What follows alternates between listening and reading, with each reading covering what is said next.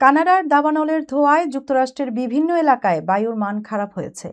বিশেষ করে মিশিগানের ডেট্রয়েট অঞ্চলে বেড়েছে স্বাস্থ্য ঝুঁকি। চোখ জ্বালা, শ্বাসকষ্ট সহ নানা সমস্যায় ভুগছেন অনেকে। বিশেষজ্ঞরা সতর্ক করে মাস্ক ব্যবহার ও অপ্রয়োজনীয় বাইরে বের হওয়া এড়ানোর পরামর্শ দিয়েছেন।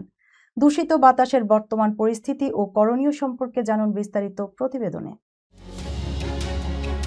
কানাডার দাবানলের ধোঁয়ায় যুক্তরাষ্ট্রের কিছু অঞ্চলের বাতাসের মান এখনও উদ্বেগজনক অবস্থায় রয়েছে। বিশেষ করে মিশিগানের ডেট্রয়েট এলাকায় এর প্রভাব স্পষ্ট।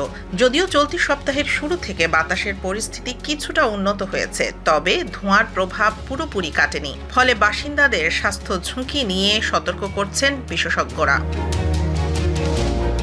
স্থানীয় কর্মকর্তারা জানিয়েছেন, কানাডার দাবানল থেকে আসা ধোঁয়ার কারণে ডেট্রয়েট সহ আশেপাশের এলাকায় বায়ু দূষণের মাত্রা বেড়েছে। অনেক বাসিন্দা এখনও চোখ জ্বালা, গলা ফুসফুস, শ্বাসকষ্ট এবং অস্বস্তির মতো সমস্যার সম্মুখীন হচ্ছেন। চিকিৎসকদের মতে, কয়েকদিন ধরে দূষিত বাতাসে থাকার ফলে শরীরে এর প্রভাব জমতে পারে। বিশেষ করে হাঁপানি, সিওপিডি বা শ্বাসজনিত সমস্যায় ভোগা ব্যক্তিদের জন্য ঝুঁকি বেশি। তবে সুস্থ মানুষও মাথা ঘোরা, বুকে চাপ অনুভব করা, বমি ভাব, গলা ব্যথা এবং চোখে জ্বালা পোড়ার মতো সমস্যায় পড়তে পারেন।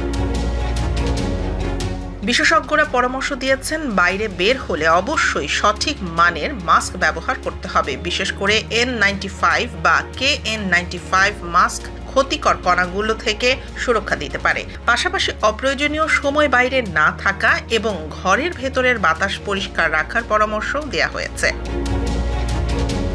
তবে দীর্ঘ সময় ঘরে থাকার সবার জন্য সম্ভব নয়। কাজ ও দৈনন্দিন প্রয়োজনের কারণে মানুষকে বাইরে বের হতেই হচ্ছে। তাই পরিস্থিতির উন্নতি না হওয়া পর্যন্ত সতর্কতা অবলম্বন করাই সবচেয়ে গুরুত্বপূর্ণ বলে জানিয়েছেন চিকিৎসকরা।